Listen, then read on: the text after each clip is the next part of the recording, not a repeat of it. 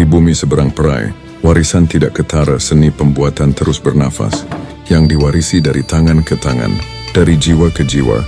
Setiap ukiran, setiap simpulan, bukan sekadar karya, tetapi ia adalah satu cerita tentang ketekunan, kesabaran yang cinta pada tradisi. Warisan ini bukan sekadar untuk dilihat, tetapi untuk memperkasakan identiti dan khazanah sebagai kesinambungan warisan yang akan terus dipelihara.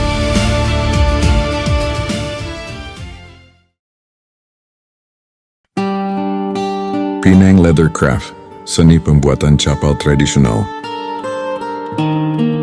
Di Kompleks Bagan, Butterworth, di dalamnya tersimpan satu seni halus yang menjadi keindahan tradisi Melayu, yaitu seni pembuatan capal.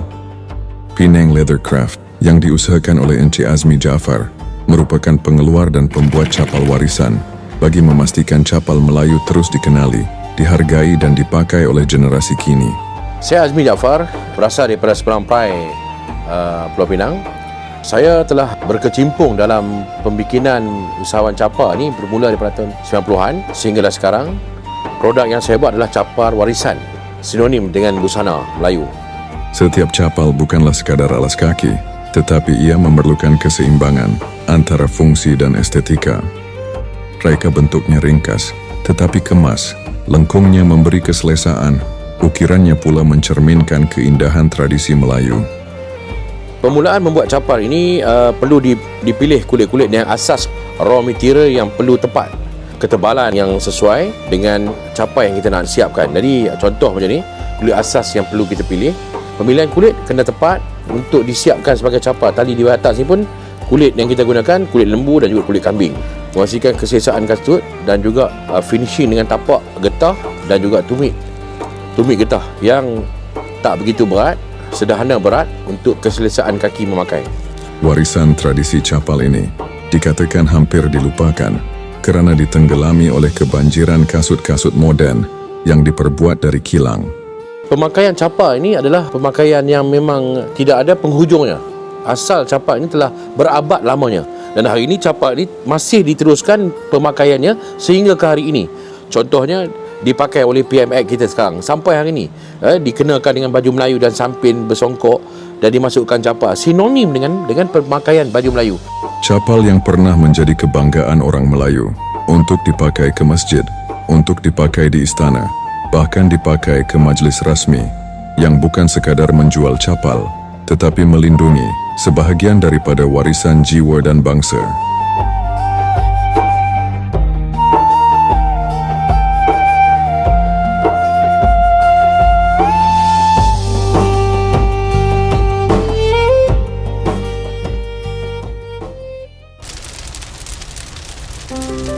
Megat Ahmad Sani, seni pembuatan keris.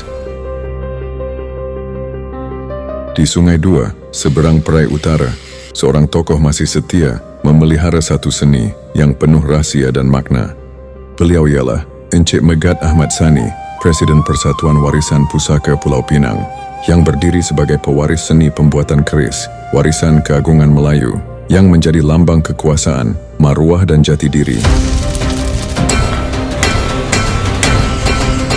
Nama saya Megat Ahmad Sani bin Aman, lahir di Sungai Dua. Saya adalah pembuat keris di Pulau Pinang. Segalanya bermula dengan bilah. Besi dipanaskan, besi ditempat berulang kali, maka lahirlah bilah yang berurat, berlapis, seakan hidup dan bernafas. Keris ni dia ikut kita punya mood lah. Dia tak macam pisau lah. Pisau tu kita boleh buat hari-hari. Kalau keris ni tak, dia kena ikut dia punya mood dia. Kalau kita punya feel dia main tak sonok ke apa kan, kita tak buat lah. Sagi dia jadi koling. Sebab benda ni dia nak main dengan seni kehalusan. Jadi pentingnya mood tu bagi seorang tukang lah. Setiap ukiran membawa makna tentang keindahan, makna tentang adat, makna tentang keseimbangan setiap keris yang lahir, menjadi bukti bahawa seni pembuatan keris ini adalah jiwa bangsa Melayu yang menjadi saksi kepada sejarah, adat dan maruah. Keris ni dia ada dua jenis. Satu pamuk, satu lagi besi sebatang. Ada beberapa jenis besi lah. Yang besi pamuk tu, pamuk ni adalah lapisan-lapisan besi lah, yang kita akan lipat dan kita akan jadikan dia sebelah keris. Satu lagi besi sebatang. Besi sebatang ni adalah sebilah kereta itu hanya dia pakai satu jenis besi saja, iaitu besi baja. Carbon steel lah, besi baja yang boleh disepuh dan keras. Keris bukan sekadar besi yang ditempa, tetapi keris adalah roh. Keris adalah budaya. Keris adalah warisan. Dan warisan ini sewajarnya harus terus dipelihara selamanya.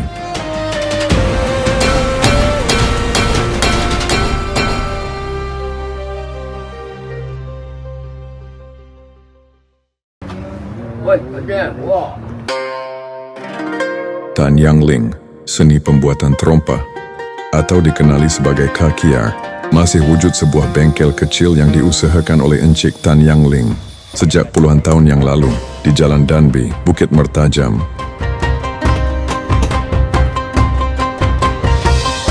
Trompa bukan sekadar alas kaki, tetapi ia adalah gabungan ketelitian, kesabaran, dan kreativiti tukang kayu tempatan. Dari rumah ke rumah, dari pasar ke kampung, trompa ini sejak dahulu lagi menjadi pilihan harian bagi masyarakat Melayu, Cina, dan India di utara tanah air. 10 batang pakai 10 tum. Proses pembuatan bermula dengan pemilihan kayu yang sesuai, keras dan ringan, tetapi tahan lama. Kayu dipotong dengan menggunakan mesin lama. Kayu dibelah dan diratakan menjadi ketulan untuk dibentuk menjadi tapak terompa yang akan dipotong mengikut ukuran kaki, agar ianya bersesuaian dan selesa ketika dipakai. Saya sini 60, 70 macam.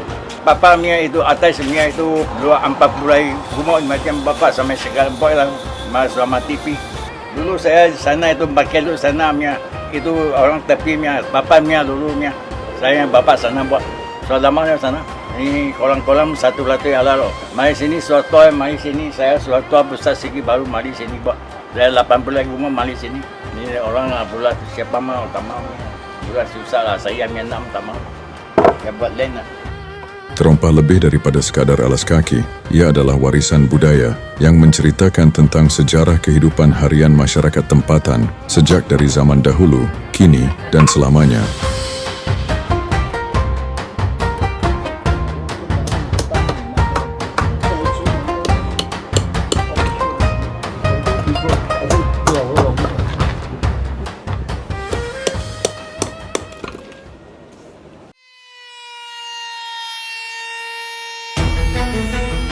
Zahril Mat Ibrahim, seni pembuatan perabot.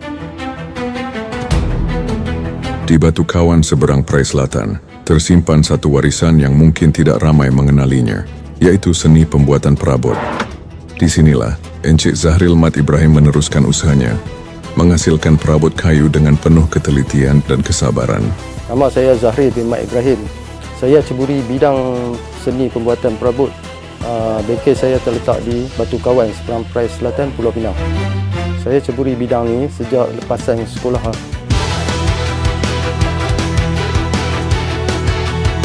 Setiap karya bermula dengan sebatang kayu, kerana kayu adalah bahan hidup yang mempunyai roh dan ceritanya yang tersendiri. Dari pemilihan kayu, potongan yang tepat, hingga kesentuhan akhir, setiap langkah mencerminkan nilai kehalusan yang diterjemahkan dalam pelbagai kegunaan. Macam mana punya design yang nak, jadi saya akan edit dulu, akan design dulu atas kertas. Apabila ada customer pun setuju, saya akan buat 3D dulu. Jadi permulaannya saya akan pergi ke rumah dia, akan mengambil ukuran lah, sebabnya ni melibatkan dengan custom. Dia perlukan sudut-sudut yang agak penting lah yang kita kena tepatkan kan. Walaupun teknologi kini semakin maju, namun sentuhan manusia tetap jua membawa nilai dan jiwa yang tidak mungkin dapat dicipta oleh alat moden, kerana setiap hasil kerja mesti mempunyai rasa, iaitu rasa hormat pada bahan, rasa bangga terhadap hasil, dan rasa cinta pada warisan. Hasilnya, maka lahirlah perabot, yang bukan sekadar indah dipandang, tetapi mempunyai jiwa dan identiti, yang membawa kisah tentang asal-usul, perjuangan, dan keteguhan tradisi, yang tidak akan hilang di telan zaman. Saya pernah menerima tawaran daripada Jabatan Keuangan Negeri Pulau Pinang untuk membuat replika menghiasi landscape Pesta Pulau Pinang pada tahun 2022. Pada waktu itu saya membuat komta, feri, jambatan Pulau Pinang dan juga kereta api Bukit Bendera.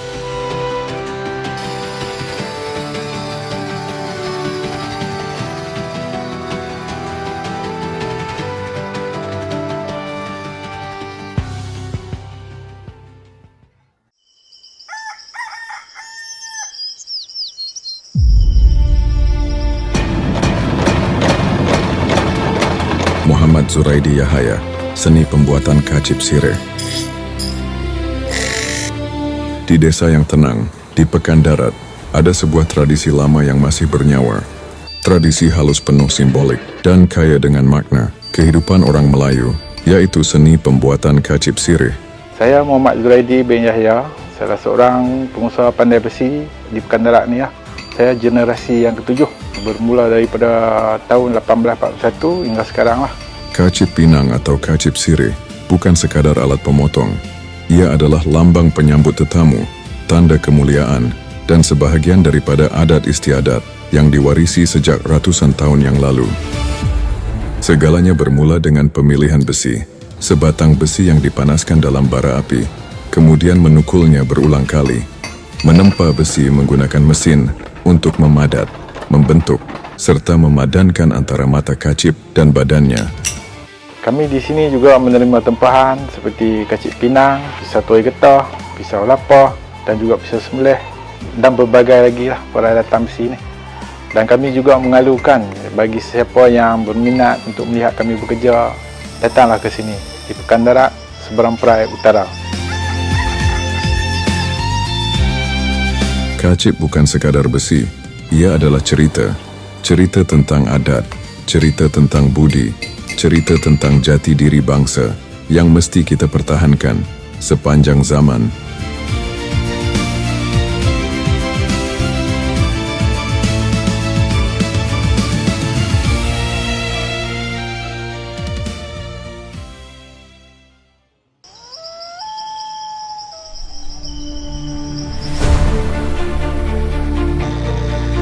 Syahrizan Syahari, seni pembuatan pisau.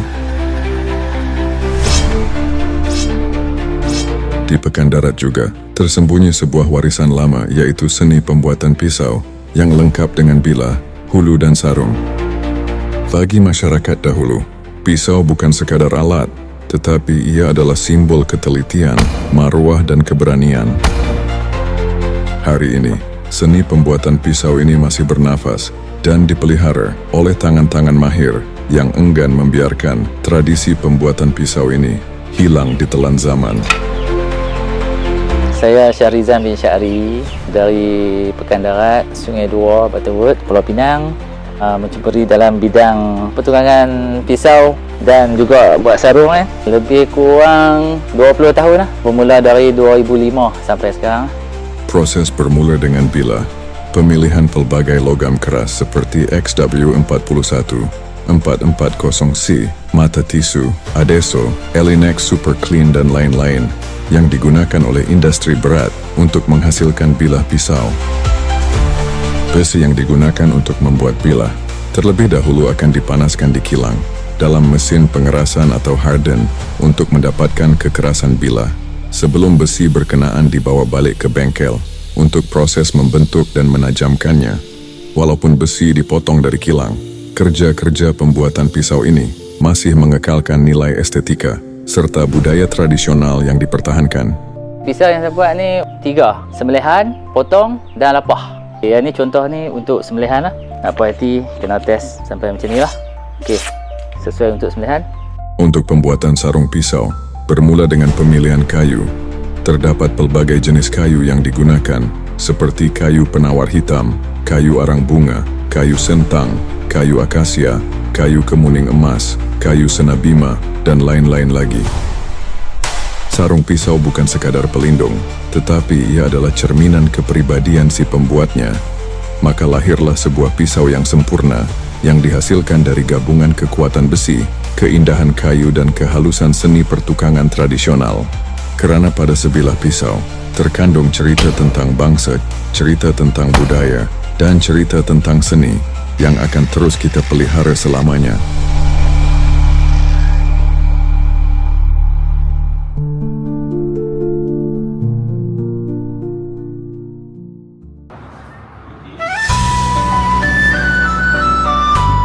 Seng Huat, seni pembuatan rotan.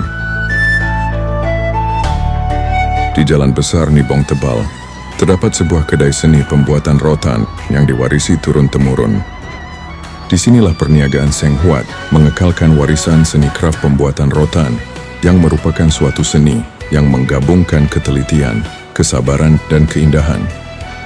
Kemahiran seni pembuatan rotan menyusun rotan menjadi pola yang cantik bagi menghasilkan bakul, kerusi, barang hiasan, dan sebagainya. Setiap langkah penghasilan memerlukan kesabaran dan kemahiran yang tinggi, kerana sedikit kesilapan boleh merosakkan keseluruhan karya. Ciu Song Tiang, dekat 50 tahun. Semua rotan-rotan, barang-barang rotan, meja pun ada, bangku ada, budak-budak mainnya, ada kuda lah, rocking chair lah, semua ada lah. Semua rotan. Rotan Pahang mari, Indonesia mari pun ada, sikit-sikit lah. Seni pembuatan rotan Seng Huat adalah hasil seni yang menggabungkan fungsi, keindahan dan identiti budaya tempatan. Mau tengok lah, besar ke kecil, susah buat ke tak susah buat. Biasa satu hari buat satu ke dua, okey lah macam. Dia orang sudah tahu lah main nama kedai, dia orang tahu lah. Atau orang, sekarang sikit orang dia online cari, boleh sampai sini. Shopee, Lazada, TikTok ada sikit lah. Saya tak tahu lah, anak tolong saya buat. Saya baru hantar barang, ini saja. Rotan bukan sekadar bahan kraft, tetapi ia adalah cerita kehidupan, sejarah masyarakat, dan warisan budaya yang perlu dipelihara.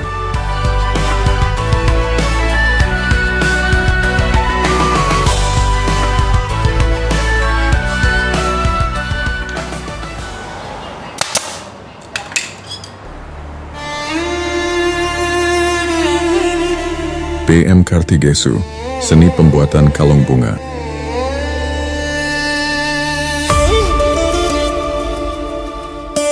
Di Jalan Pasar Bukit Mertajam, tersimpan sebuah kedai bunga yang menghidupkan warna, aroma dan kreativiti daripada BM Kartigesu. Seni bunga bukan sekadar meletakkan bunga dalam pasu, tetapi ia adalah bahasa emosi, simbol keharmonian yang wujud sebagai identiti budaya masyarakat India sejak berabad yang lalu. Perniagaan BM Kartigesu kini diusahakan oleh Encik Kartigesu, anak lelaki Vaikuntham, yang telah mewarisi seni pembuatan kalung bunga ini daripada bapanya, yang dikatakan telah menjalankan perniagaan ini sejak 50 tahun yang lalu di Bukit Mertajam. Proses membuat kalung bunga ini bermula dengan pemilihan bunga segar. Bunga diperiksa sempurna agar bebas dari kecacatan dan layu. Kemudian bunga-bunga berkenaan akan disusun mengikut bentuk, warna dan tema bagi menghantar mesej tertentu seperti cinta, harapan, keagamaan, atau perayaan. Seni bunga bukan sekadar hiasan, ia adalah warisan kreativiti, kesabaran dan kepekaan estetika.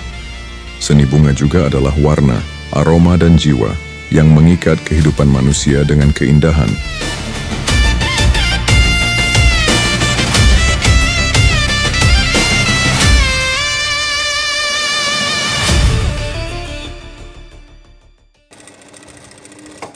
Khairiah Ghazali, seni pembuatan kebaya mini.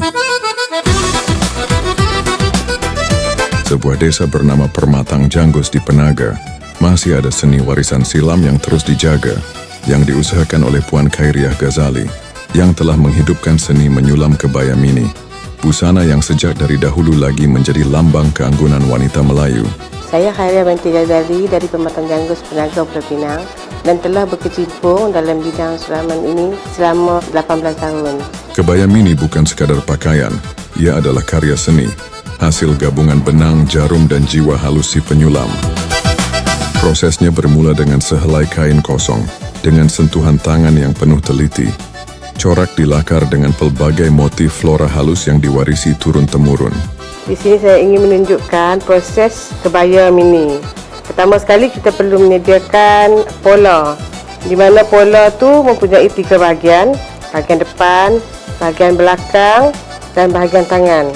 Di atas pola ini kita perlu melukis motif atau lakaran lah untuk proses nak melakar.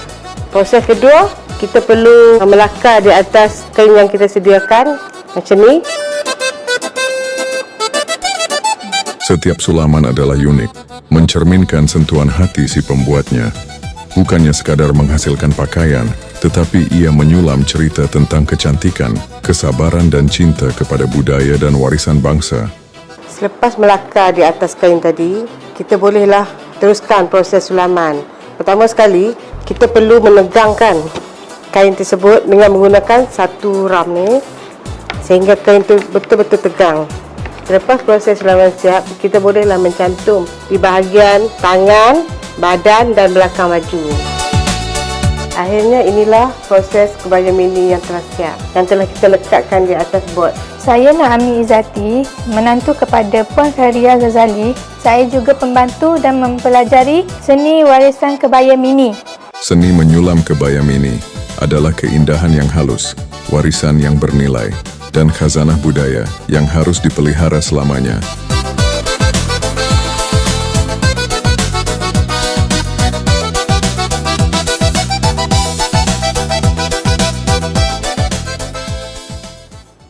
Potong dulu, lepas tu kita potong dengan gaji jijik lah. Cikgu Anwar Syari, seni pembuatan feri replika.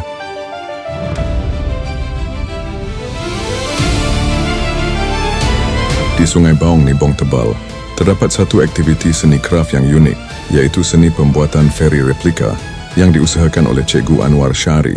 Nama saya Anwar Syari.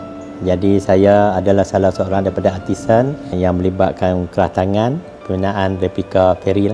Saya banyak mendapat tempahan bukan sahaja daripada orang perseorangan tapi juga daripada jabatan-jabatan kerajaan dan juga daripada syarikat-syarikat swasta lah. Feri bukan sekadar pengangkutan air, ia adalah simbol sejarah kehidupan masyarakat pesisir dan identiti negeri Pulau Pinang. Sejarah feri ikonik Pulau Pinang dihidupkan kembali dalam bentuk replika yang dihasilkan dengan penuh ketelitian dan kehalusan yang luar biasa. Prosesnya bermula dengan plan dan ukuran. Setiap feri replika diperbuat mengikut skala sebenar dengan perhatian yang penuh terperinci. Mula-mula sekali saya akan ambil gambar keadaan yang sebenar feri. Kemudian tu saya teliti, kemudian saya pindahkan dalam bentuk plan. Kemudian daripada plan saya rangka site untuk membuat feri, sama ada yang besar ataupun yang kecil. Lepas tu barulah saya akan mulakan pembuatan replika feri itu dengan memotong bahagian demi bahagian. Jadi permulaan sekali saya akan mula dengan bahagian lambung feri, kemudian dinding, dan selepas siap mengecatnya barulah saya pasang yang boleh kita nampak pada feri yang sebenar. Setiap bahagian dipotong dan disusun rapi dengan berhati-hati, kerana sedikit kesilapan boleh merosakkan keseluruhan replika. Seni pembuatan feri replika bukan sekadar miniatur, tetapi ia adalah cerita hidup yang menceritakan perjalanan masyarakat dan nostalgia kehidupan di Pulau Pinang. Sebagai usaha untuk menjaga ingatan sejarah feri Pulau Pinang, bagi memastikan generasi kini dapat melihat, belajar serta menghargai perjalanan kehidupan masyarakat pesisir laut yang dahulunya pernah menggunakan feri ini untuk berulang alik dari tanah besar seberang perai ke Pulau Pinang.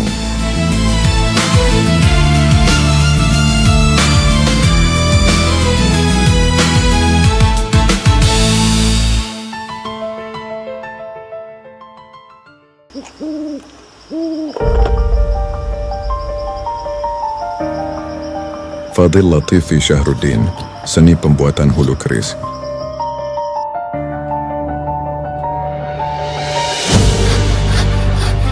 Di Permatang Pau, seberang Perai Tengah, terdapat seni pembuatan hulu keris oleh Encik Fadil Latifi Syahruddin.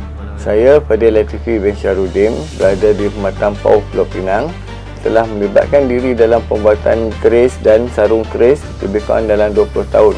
Hulu keris bukan sekadar pegangan logam, tetapi ia adalah karya seni yang menyatukan estetika, simbolisme dan ketelitian seni ketukangan Melayu, kerana di setiap ukiran tersimpan falsafah hidup, sejarah dan identiti bangsa Melayu. Pembuatan hulu keris akan bermula daripada pemilihan kayu. Kita akan bentukkan gambaran seperti gajah yang terdapat pada kayu ni dan kita akan potong menjadikan bentuk yang hampir sebenar. Setiap ukiran di hulu dibuat dengan pelbagai motif flora, fauna atau simbol mitos. Setiap negeri akan mempunyai identiti hulu yang tersendiri. Contoh keris yang ini adalah hulu keris Perak yang dipanggil hulu Lam Merati, yang mana ia merupakan gambaran seolah-olah seekor elang yang sedang bertenggek di atas satu dahan yang mematikan mangsa. Manakala ini pula adalah motif hulu keris yang dipanggil hulu ayam sejuk yang biasa terdapat pada keris di negeri Kedah dan juga Pulau Pinang. Jadi hulu ayam sejuk ini adalah seolah-olah seekor ayam yang sedang kesejukan. Ukiran ini bukan sekadar hiasan, tetapi membawa maksud perlindungan, maruah dan keberanian pemilik keris. Pembuatan hulu keris bermula dengan pemilihan kayu. Kayu yang digunakan adalah kayu kemuning. Kayu mestilah keras, berat serta mempunyai urat kayu yang cantik dan tidak mudah pecah. Proses membuat hulu keris bermula dengan kerja asas bentuk hulu atau yang dipanggil bakalan sebelum diraut untuk menjadikan hulu yang sebenar, dan kemudian barulah kerja mengukir motif-motif ukiran akan dilakukan. Hulu yang disambungkan dengan bilah keris mestilah seimbang dan selesa digenggam, selaras dengan falsafah pertukangan Melayu tradisional. Hulu keris adalah simbol kehalusan seni, kesabaran dan keagungan warisan budaya. Seni pembuatan gabungan tangan, hati dan jiwa yang mesti dipelihara selamanya.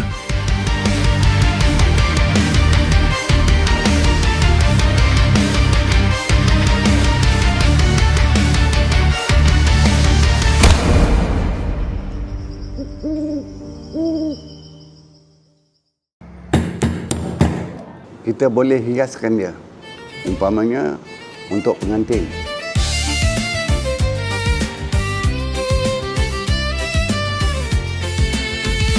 Syahul Hamid Malim Nalla Abu Bakar Marikan, seni pembuatan songkok. Di Kompleks Bagan, Butterworth, disinilah Encik Syahul Hamid Malim Nalla Abu Bakar Marikan, atau dikenali sebagai Mamu Songkok, mengekalkan seni pembuatan songkok yang merupakan satu tradisi halus, penuh makna yang tidak pernah lekang ditelan zaman. Nama saya Syahul Hamid Malim bin Abu Bakar Marikan, asal Pulau Pinang. Dah meniaga songkok ni bermula daripada arwah bapa saya tahun 1947. Songkok bukan sekadar penutup kepala, tetapi ia adalah lambang kesopanan, maruah dan identiti Melayu yang dipakai dari masjid ke istana, dari kenduri ke pentas negara. Proses untuk menghasilkan songkok penuh teliti. Potongan kain baldu hitam dipilih dengan cermat. Polan songkok dibentuk menggunakan strawboard dan disusun dengan jahitan bunga yang menarik agar kedudukan songkok menjadi tegap, kukuh dan tahan lama. Untuk menghasilkan sebuah songkok, kita bahan-bahan yang diperlukan adalah polan. Ini polan. Ini polan ni bahagian badan dan ini polan bahagian kepala. Polan ini untuk tujuan dia untuk menjadikan rangka yang ada di dalam songkok macam ni. Nah, ni rangka ni. Tanpa rangka ni tak boleh jadi songkok. Setiap jahitan dipastikan kemas agar songkok kelihatan lebih menarik apabila dipakai. Songkok diperbuat dari baldu pilihan bermutu tinggi dengan kehalusan mengikut kualiti baldu. Apabila kita dah jahit, dah cantumkan, baru kita gunakan kain baldu tu untuk menutupi rangka tadi supaya dia jadi songkok. Ini cara pembuatan dia lah, cara ringkas saja. Kalau nak halusi lagi, kena keluar duit belajar. Setiap songkok yang siap bukan sahaja dipakai, tetapi songkok ini juga adalah mahkota orang Melayu yang akan terus hidup dari zaman ke zaman.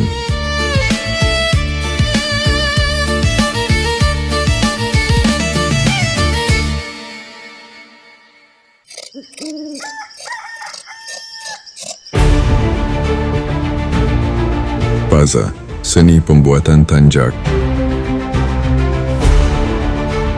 Seberang perai yang kaya dengan sejarah dan budaya, tersimpan satu seni halus yang menjadi lambang keagungan dan maruah bangsa Melayu, yaitu seni pembuatan tanjak.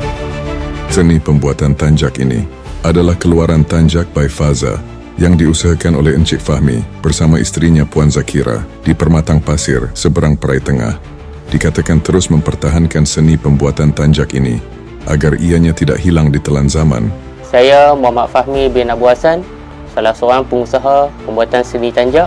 Saya Zakira binti Syamsuddin. Perniagaan kami namakan sebagai Tanjak by Faza, sempena nama saya dan suami saya.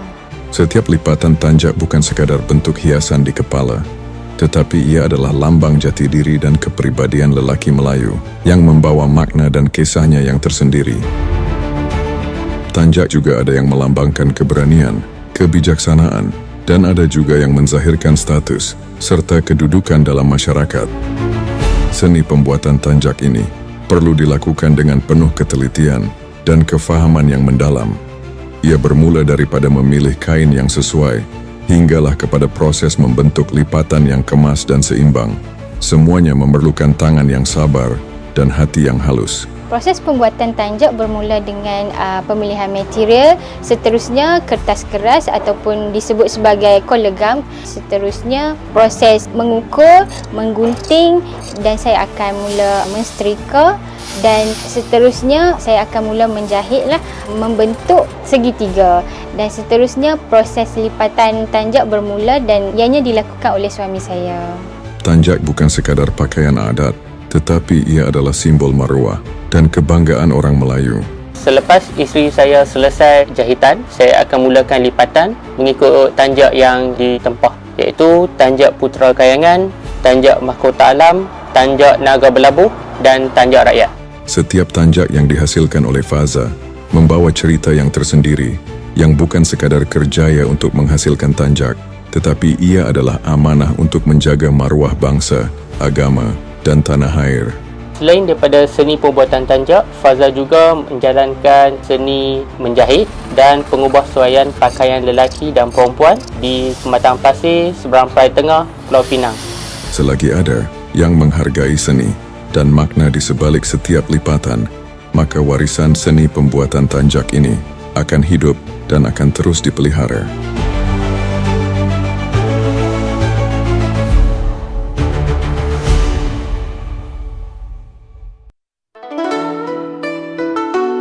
Hook Hin Trading, seni pembuatan bidai.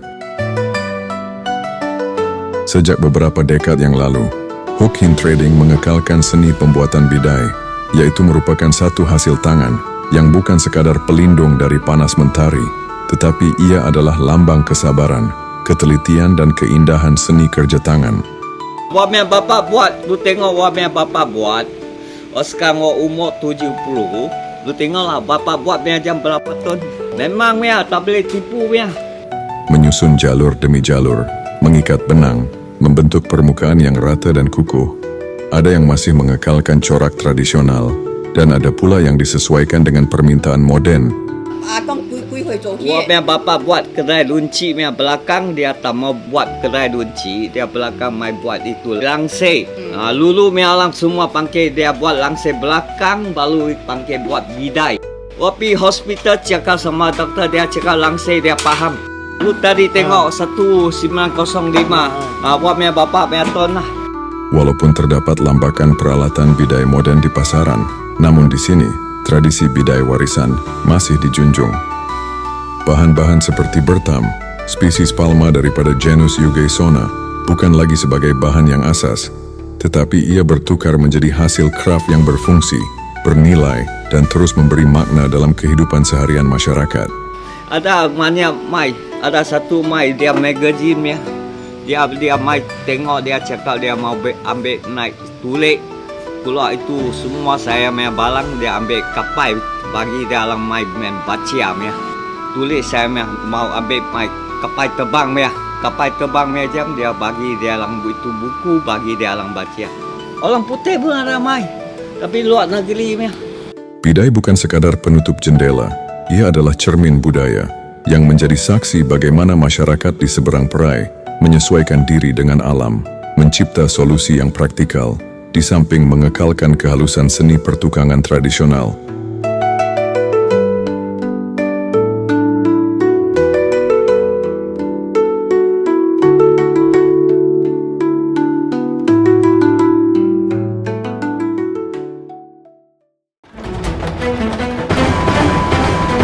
Sebenarnya, dalam setiap warisan seni pembuatan itu, terselit falsafah hidup bahwa kesabaran, ketelitian dan cinta kepada budaya mampu menghidupkan sesuatu yang abadi. Warisan tidak ketara bukan sekadar seni, ritual atau kemahiran tangan, tetapi ia adalah cermin jati diri, sebagai denyut nadi budaya yang menjadi pusaka tidak ternilai untuk generasi yang akan datang. Warisan tidak ketara, milik bersama, amanah untuk selamanya.